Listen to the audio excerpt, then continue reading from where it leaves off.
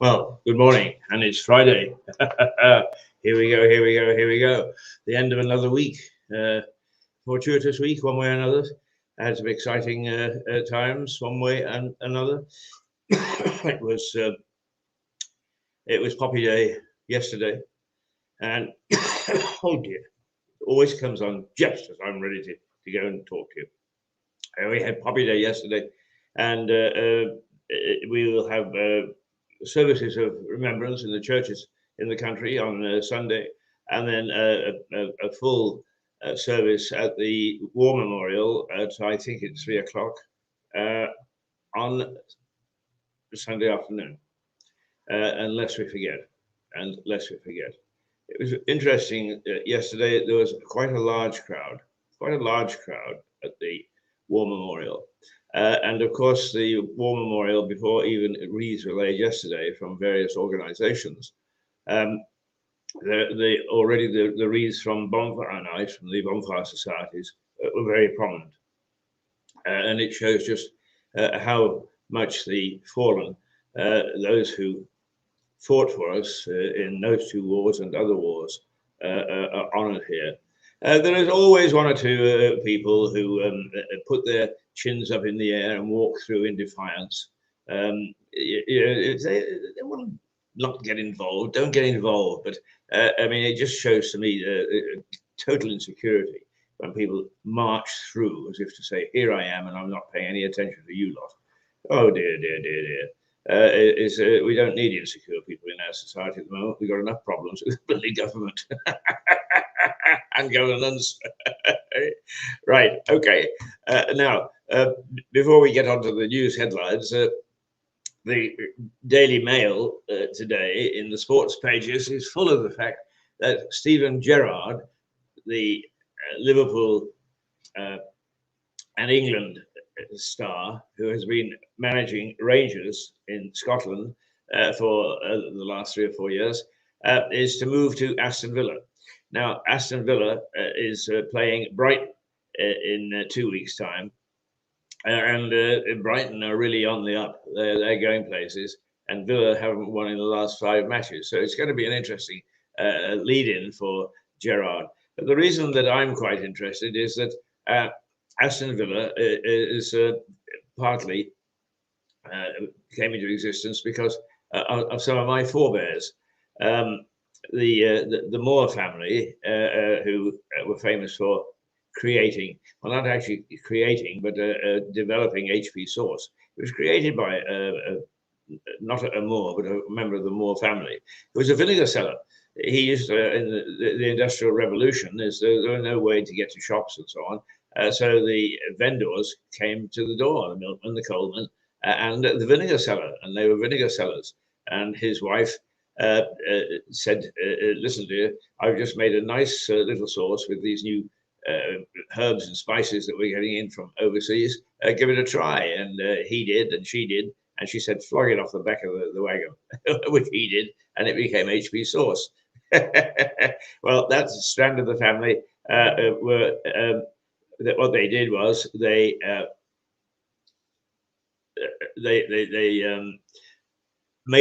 bought a debenture, I believe, to the equivalent of the Cabbage Patch, the field where Aston Villa, which in those days was a boys' club and a founding member of the Football League, and they turn it into the magnificent stadium, which is Villa Park. And Villa Park is one of the finest in the country.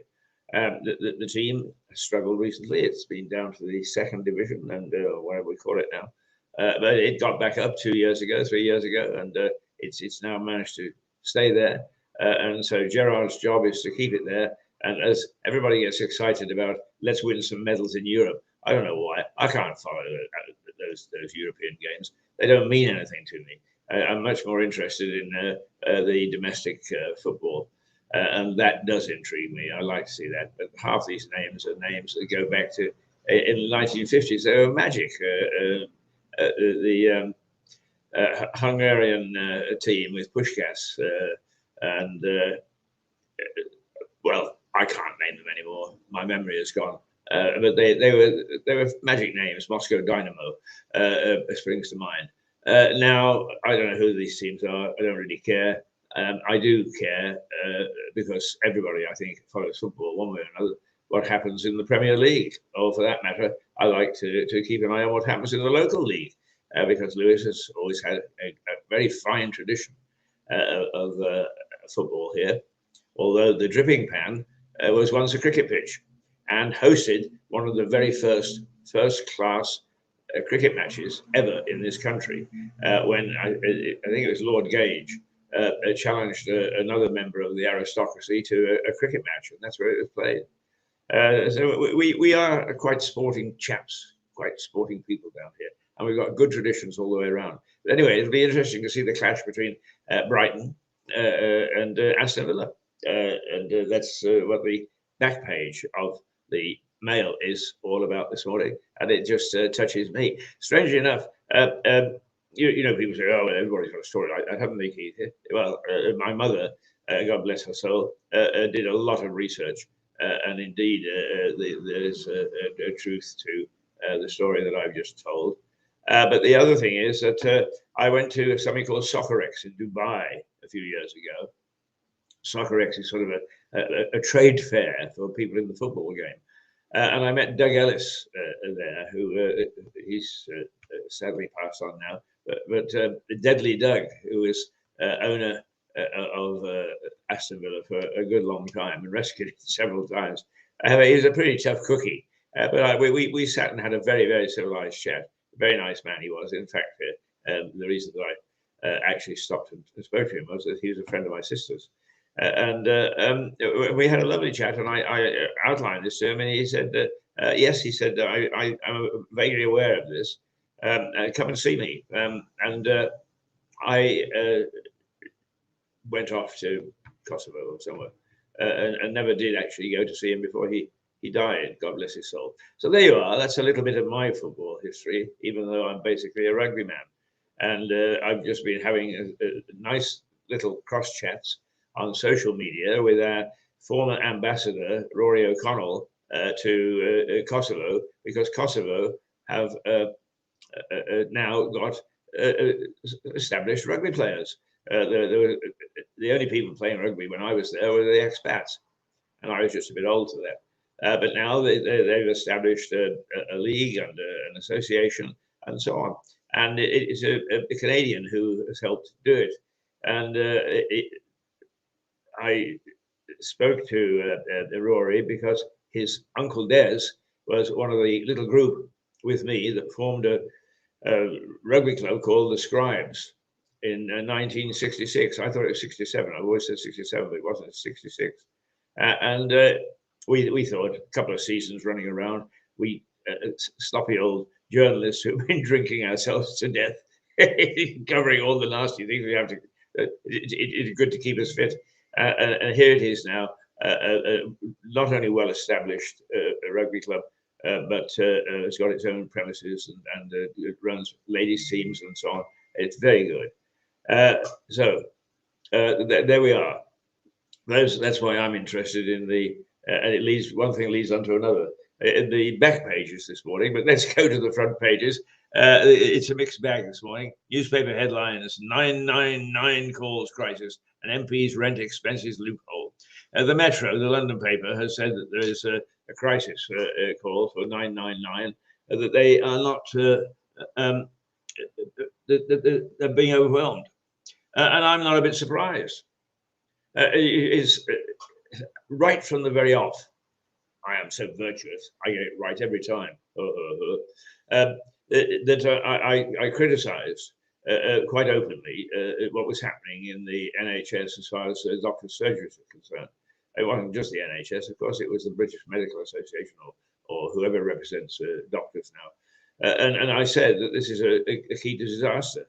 And I did sit on an advisory committee for a short while at the local practice and just left it because it was obvious that there were stooges in it, just saying exactly what the NHS wanted to be said, and it wasn't really a talking shop at all. But the fact is that the present situation is leading to disaster. And a couple of weeks or so ago, I really needed desperately to talk to my doctor. And I called the surgery and I said, I need to talk to my doctor. And the receptionist, and I no longer know the receptionist because I'm not allowed to go in unless under special circumstances, into the damn surgery. You have to, and it says, don't ring the bell unless you've got an appointment. I mean, how crazy can you get? The whole idea of surgery is you walking off the street and ask for help. Not anymore. But I spoke to the lady. She's not unpleasant, but what she did was she said, you can't talk to a doctor. I said, well, you know what? I'm in desperate need of it. Well, you can't talk to a doctor. And anyway, even if you could talk to a doctor, you can't talk to one next week. I said, but I'm dying now. I'm going to end up on your doorstep, gasping in pain. It had no impact whatsoever. What she said was, dial 111, and if you're really desperate, dial 999. In other words, what's happening is the doctor's surgeries are passing off to the emergency services the stuff that they would have normally looked after. So the fact that there is a crisis, a cause crisis, that everybody is calling either 999 or 111, and I have to say that I haven't tried 999, but 111 is immensely efficient and very good. But I said to the guy when he turned up, I feel very guilty. You know, I mean, I'm not so ill that I'm going to pass out in the street. You have to call for the funeral director. But I feel guilty that I'm taking up your time when there's somebody who probably needs it more urgently. And he was very sympathetic to what I was saying. He was grateful that somebody took that view, but not many people do. And certainly the doctors' organization isn't anymore. It's in a mess. It's a complete and utter mess. So 999 calls crisis, says the Metro, and indeed I can understand that that's taking place at the moment. The Daily Express, our indomitable queen, more rest for Her Majesty, but she will be at the cenotaph. God bless her. And I think that the Windsors have a fine military tradition, as indeed most of our royalty has. And the fact that she will make the effort, despite being poorly, to get to the cenotaph is once again shows what a true leader she is. And those people who say, oh, royal family and so on and so forth, go and live somewhere where they have a president who's elected every 4 years. That is, if they let you have a vote or they don't rig the vote. You know, a constitutional monarchy, in my book, is the very finest form of government. And the Greek philosophers said so, and people down the ages have said so. But no, we've got a lot of wokes who it is not good enough. Stuff off. I want good governance, thank you. And Her Majesty is at the top of the pinnacle in a constitutional monarchy, limited powers, but nonetheless, it is the right form of government. The stark reality behind 5.8 million NHS backlog. So the Daily Express, the normal supporter of the government, is picking up on that also. And the crisis obviously is wider than just the Metro and London. The Mirror, he was asked to keep a mask on in hospital 3 times. Oh, well, they couldn't wait to have it go. Boris, God bless him. I mean, I sat yesterday. In fact, I've been in conversation for 2 days now with people who are intelligent and good people to talk to and are challenging. And the fact is that while we all sort of like to smile and say Boris is a character, we all agree that as a prime minister, he's turning into a disaster. And the cabinet that he's chosen and defends really shouldn't be that often indefensible. They don't know what they're doing. The whole country is in absolute uproar. And as we come out of lockdown, when we really need true leadership, we're not really getting it. And he was visiting a hospital, and he was asked 3 times to put on a mask, and 3 times he ignored it. And I think, according to the Mirror, so somebody was watching very carefully and counting. You know, click, how many times has he? Right. Okay. The Times. MPs fill pockets using rent expenses loophole. Now, this business of MPs' expenses has gone far enough. To me, it is very simple. What we do is we scrap the present system totally. Oh, no, I'm not saying they don't have expenses. And I accept the fact that they have a tough job to do and that they should have an expense system. But why not just make it the same as for every other organization in the country? And then they're not looking at their own expenses and open to accusations of looking after themselves and filling their own pockets. What they can do is they can look after the tax man. Just let him, let the tax man decide whether a claim for expenses by an MP is legitimate under the rules that the rest of us follow. To me, it's quite simple. No, that's Westminster. Nothing, believe me, nothing is simple at Westminster. I haven't had a lot to do with them, but I do from time to time get involved in the political side or the governance side. So I know just a little bit about what goes on at Westminster. And really, reform should be in the air, but it never is. Somebody is stuffing your pockets full of pound notes. Do we have pound notes anymore? Let's say pound coins. Fivers, tellers, even 50 pounders. Are you going to ask for reform? You most certainly are not. Not unless you're so goody two shoes that they'd come under suspicion because you're just too good. Right, okay. The MP who told Rashford to focus on the day job, has a second job. I think this is the Hastings MP, is it? I can't quite see from here, but a lady MP had a go at Marcus Rashford, the footballer, after he missed his penalty in the European Cup, World Cup, and he. She said, stop doing all these things like marching around and promoting green and fairness and anti-discrimination stuff. Is concentrate on your football. Yeah, as they do. I'm sorry. This is absolute feminism and sexism, but lady MPs tend to go like that. They can't help it. They do it at home. They do it in their workplace. Yeah, I'm going to get my throat cut for that. I don't have an ism in my body.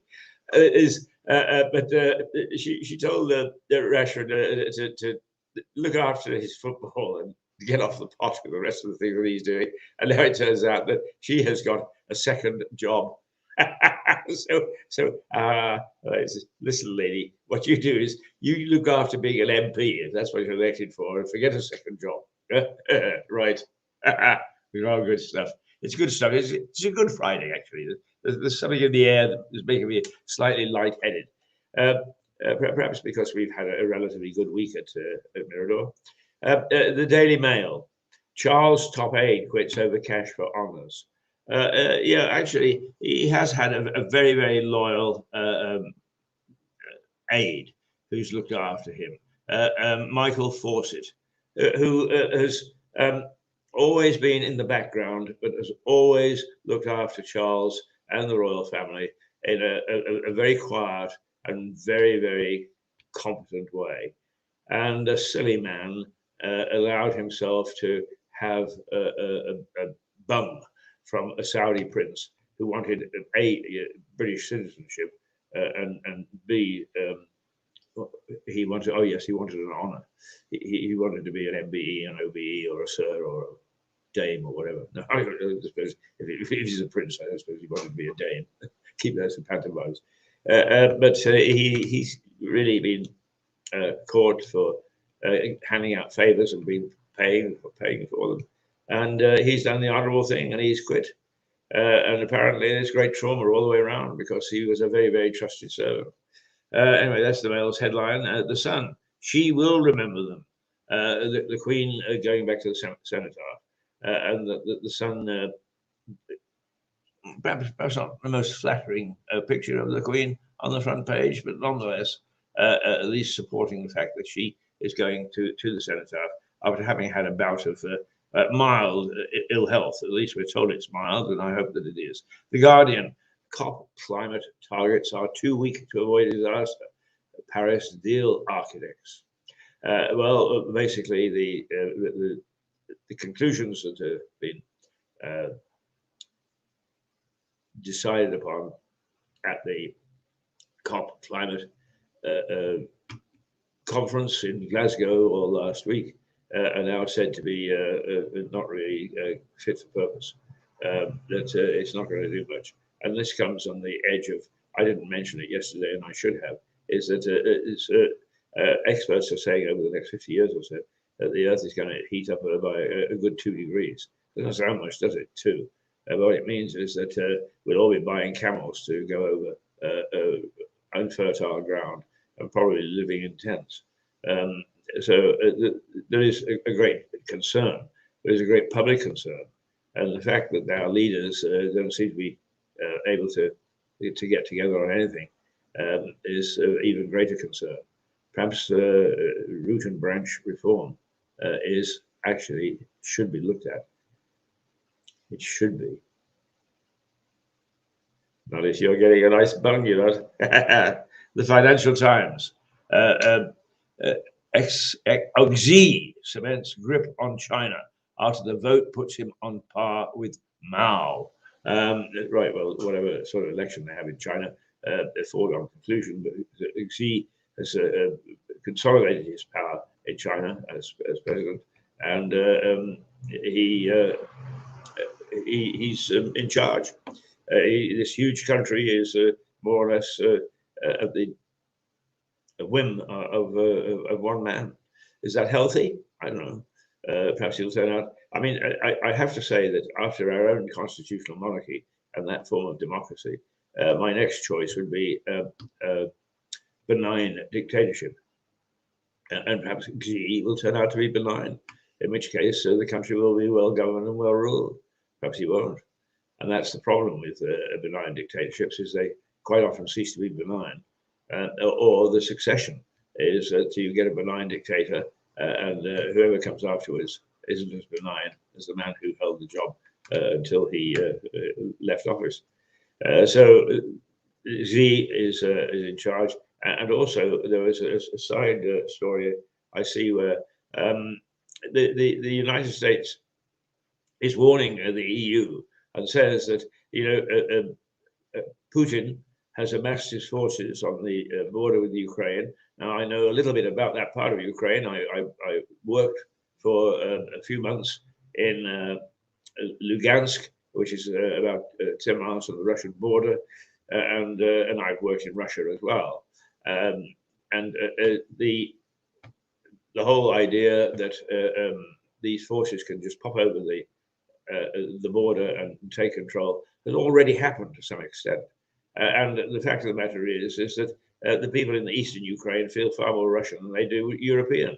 I didn't notice anything happening terribly in any robust way to try and alter that concept. So there we are. Oh, hang on, we got the Daily Telegraph. Russia may invade the Ukraine, warns the US. Oh, there we are. Just what I said, and there's a headline backing it up from the Daily Telegraph. Russia may invade the Ukraine, and they're quite possible.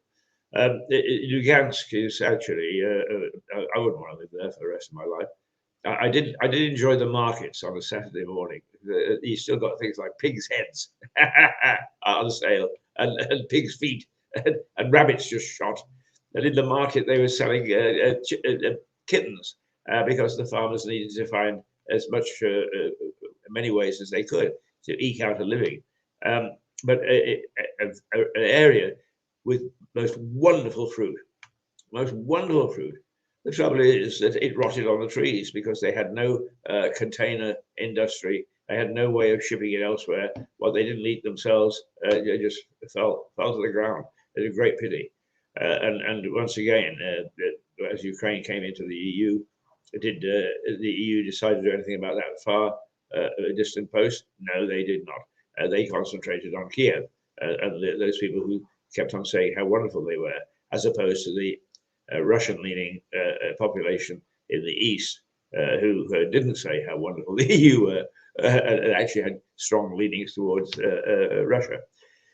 So you've got to understand that there is some sympathy amongst the populace there, and many would say quite openly in the days of the Soviets and in the days of Russia, the Russian Federation, that they felt that they had a much better deal.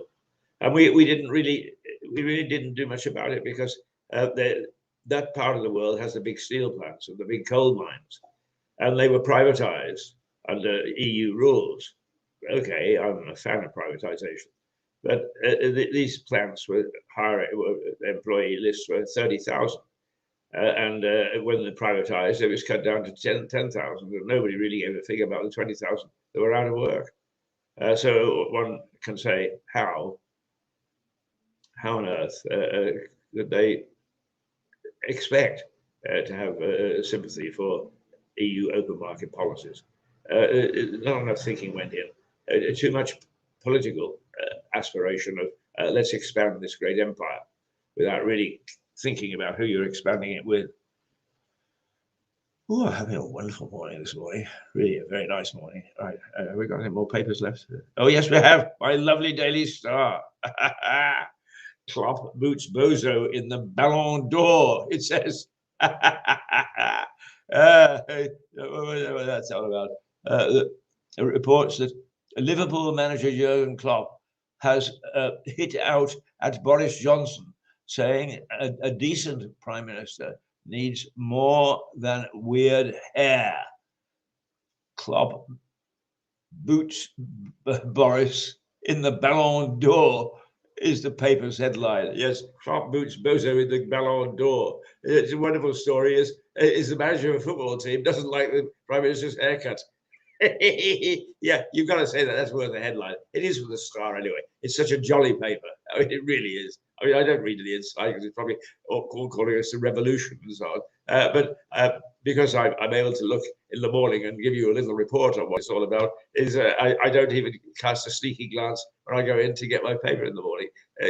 But I would recommend that you do. Just a sneaky glance. It's just a lovely paper that really it gives me a great deal to chuckle about most mornings. Most mornings. We won't give it magic, but perhaps it's not gone. Right, it's now 26 minutes, no, it's 28 minutes, 28 and a half minutes into this program, and it is 8:28 and a half. So we are Mirador Television. We are the local television to Lewis, but we believe in the global village. And we like to think, and indeed we do, we have a presence in the United States, in America, and we do broadcast, at least we are going to again. We did up to lockdown when we couldn't afford the streaming service anymore, but we're getting back to health again, and soon what was said in Lewis will be heard by billions and seen by billions around the world again. No, it won't, but we do have the ability to have billions watch us.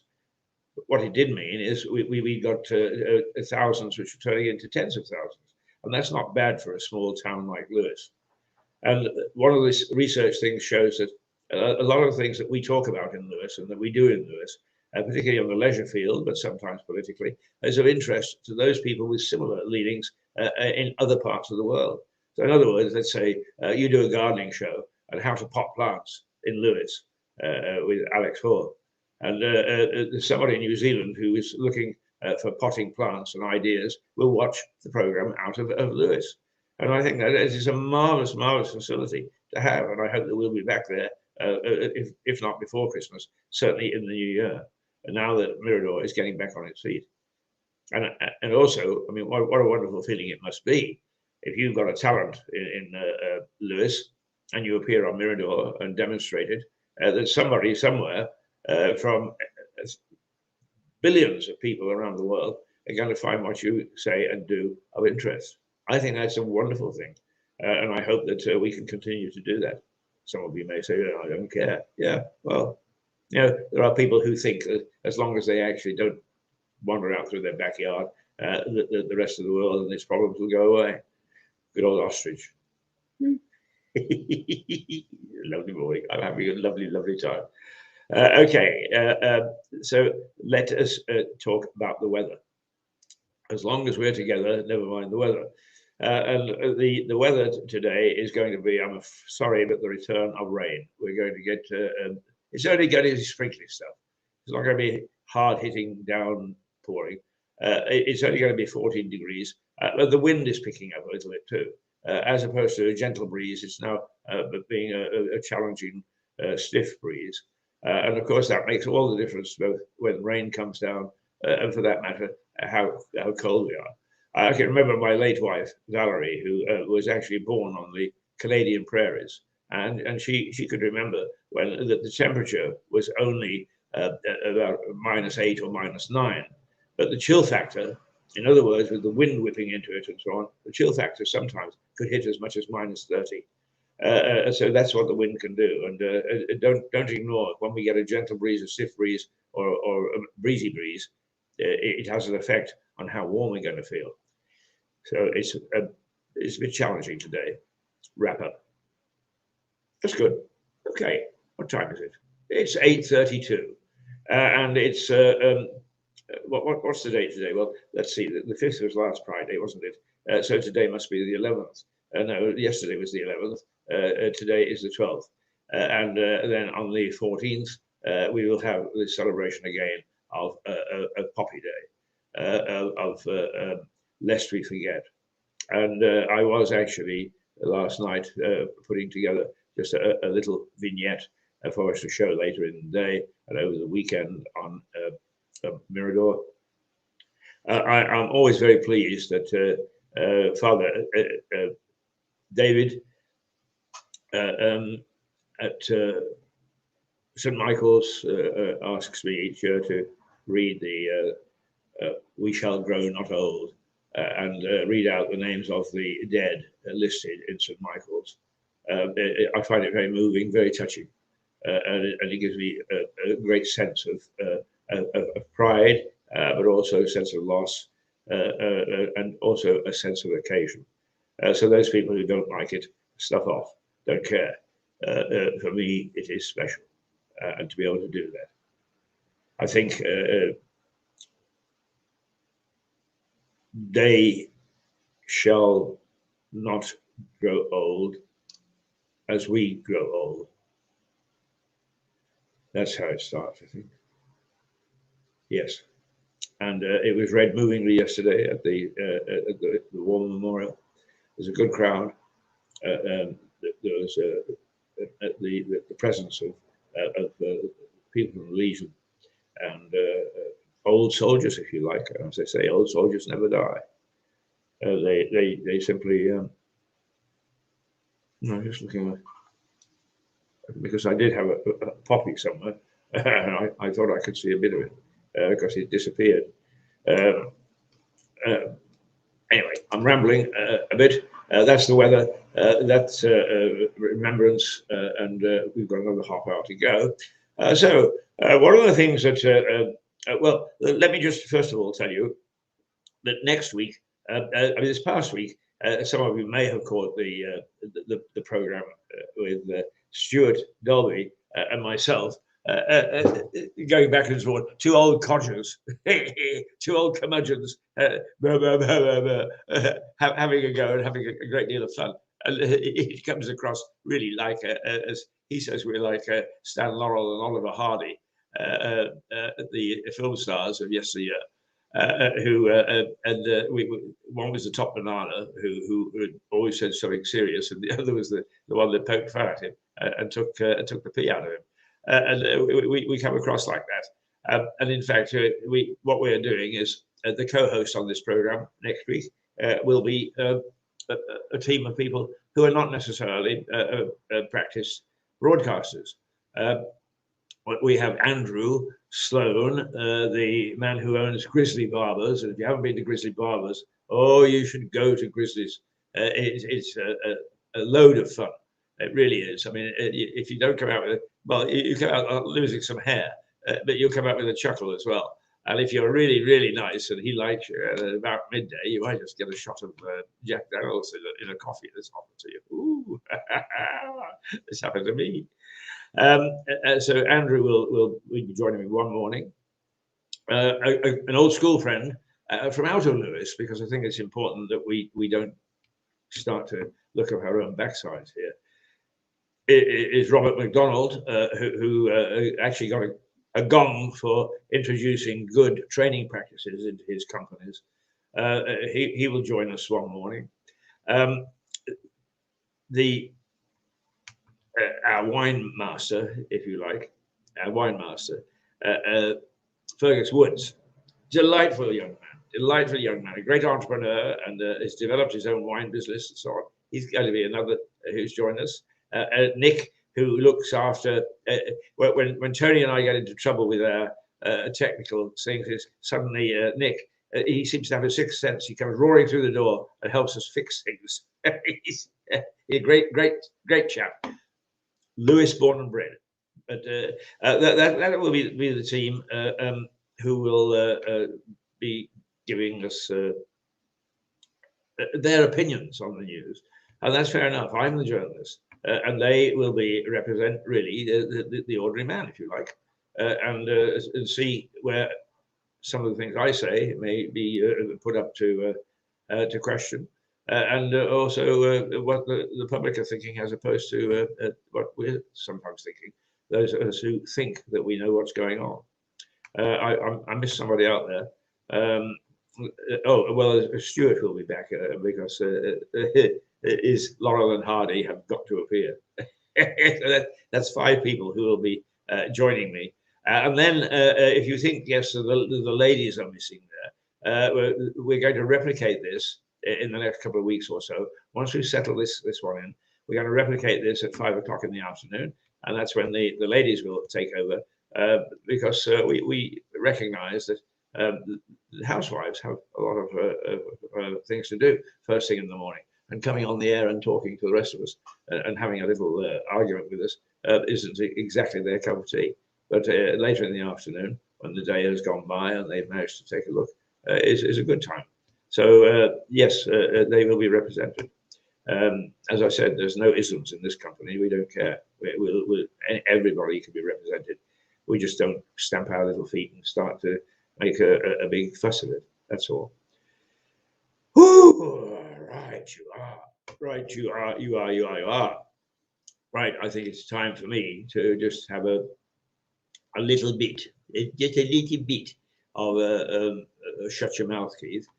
And I think that what we might do is I have been looking back, and this is once again you don't realise Mirador has been going for about 4 years now, and we made some jolly good programs in the past, particularly just before lockdown.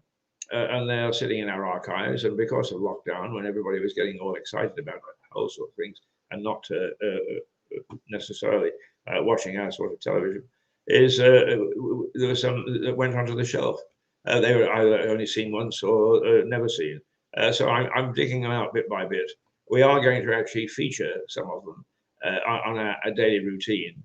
But I just looked at very quickly a couple of things this morning, and I thought, well, let's just take a look, see what they're all about. Hi, Keith. How are you? Hi, Keith. We're here. This is Doreen, my assistant, and Creepy Santa, who just won't stop ringing his bell. Shh. We're here to answer the question, what is SantaCon? And apparently SantaCon is a charitable, non-commercial, non-political, nonsensical Christmas. I can't read. I'm going to try this again. All right, just keep going. I'll just trim it.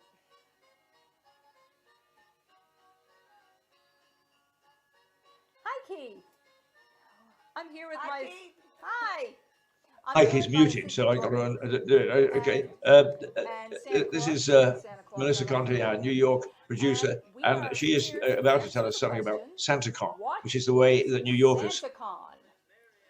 SantaCon apparently is a charitable Santa Claus convention that happens once a year around Christmas time. It started back in 1994. Wow. So about 20 years ago. And it's now celebrated around the world. And New York just happens to have the biggest Santa Claus convention. Essentially, it's a big pub crawl.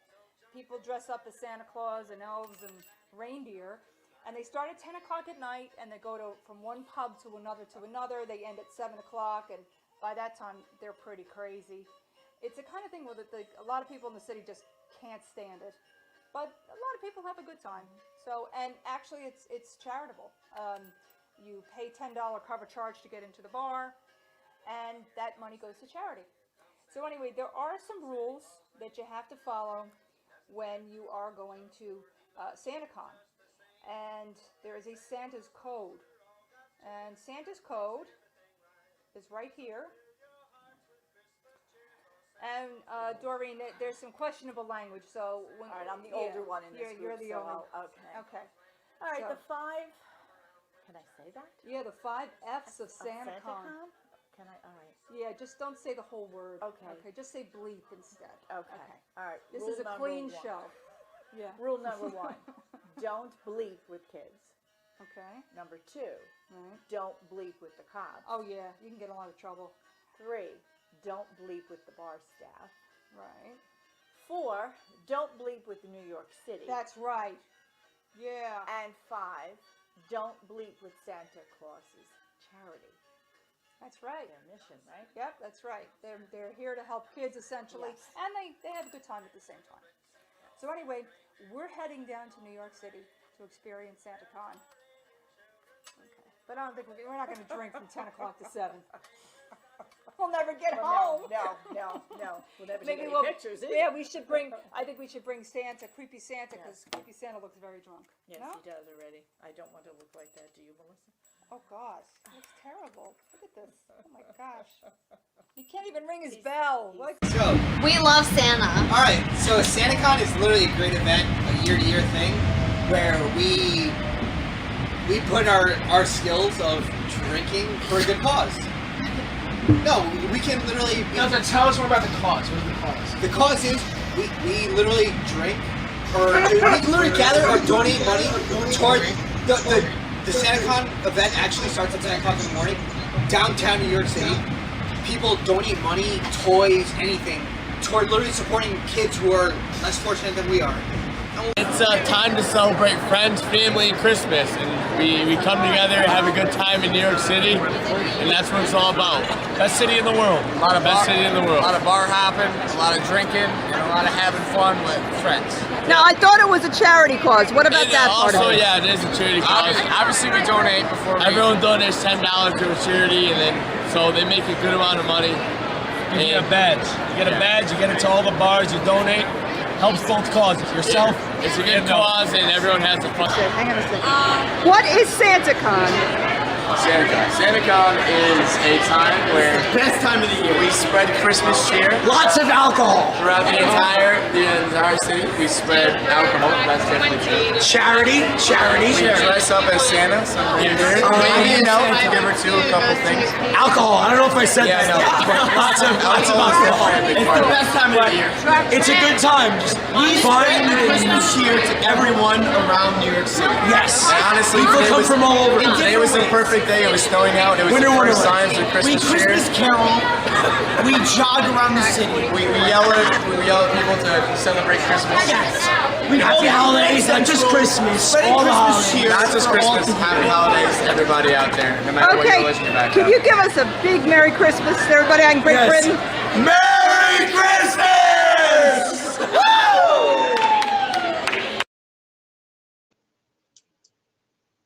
Well, there you are. They're preparing for that in New York now for Christmas. And actually, since there is a lot of criticism about how dead Lewis High Street is during the Christmas period, it's not about what about a Lewis SantaCon?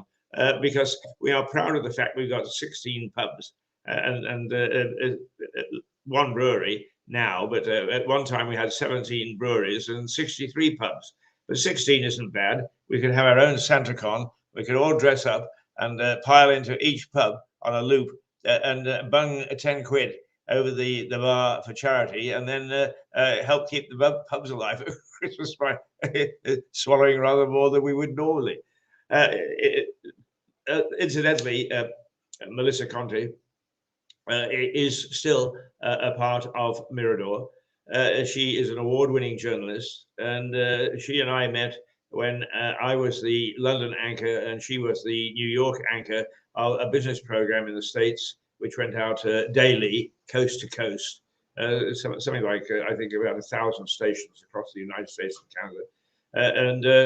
We got along famously, and we did it for 10 years, for a decade. And we stayed friends. And when we tried to get local television going, Melissa piled on board, and she stayed with us. And she will be in Lewis just at the beginning of December because she is anxious to see the home crowd, or the people that work at Mirador or with Mirador here. But she also wants to see Lewis because she's well aware that this is where much of what she's been involved in over the last 4 years, 5 years, emanates from here. So keep your eyes open, try to look at her face. She is a first-class journalist, first-class journalist. I mean, she's won awards and worked with the top people. So that is Melissa and SantaCon. Right.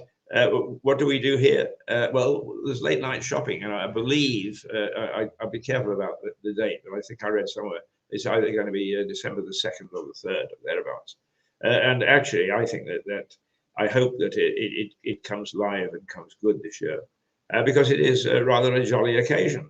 I've always accused the local council of being the Grinches. They stole Lewis High Street Christmas. But that one night, there is magic, and the Harvey's Shire horses pulled stuff around town. All the shops decorate and stay open until 9 o'clock. There are deals. Harvey's Yard is lit up. There are barbecues, and there are bands and entertainers, and it's not a bad night. Not a bad night at all.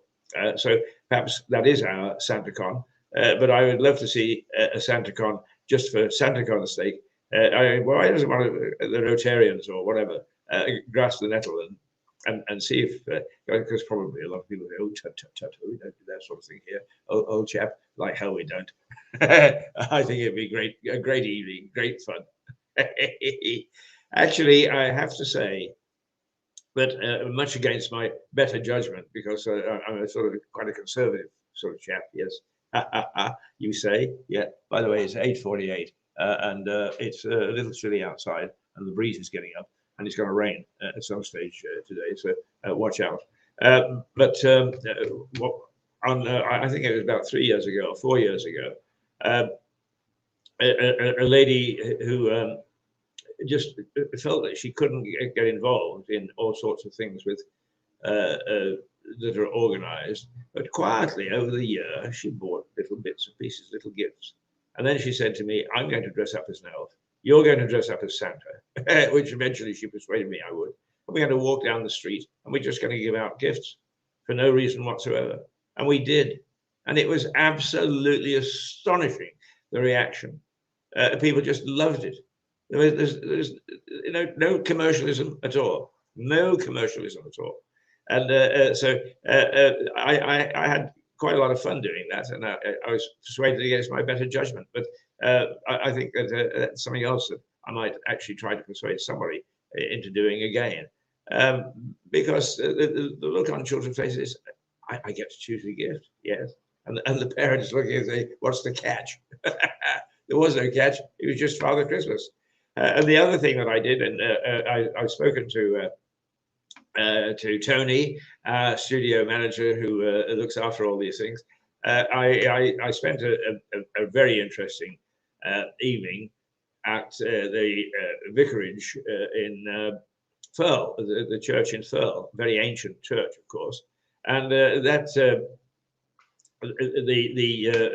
vicar there, I call him a mad vicar, Peter.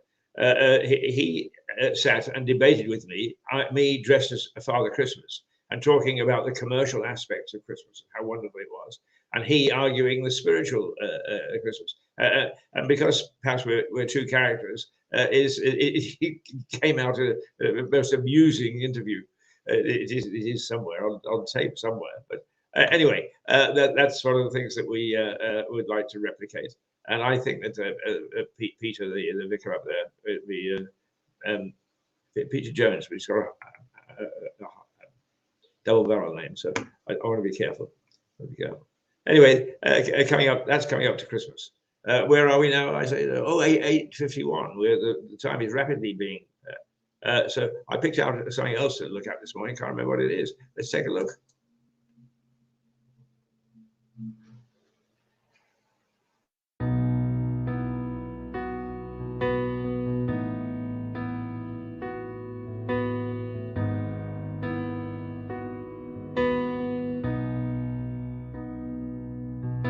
He'll never bring you down or leave you alone. Trust him all in all, 'cause he's the light. He'll lead your way through darkest of times. He'll never let you go. And he'll be there for you. And he'll be there for you.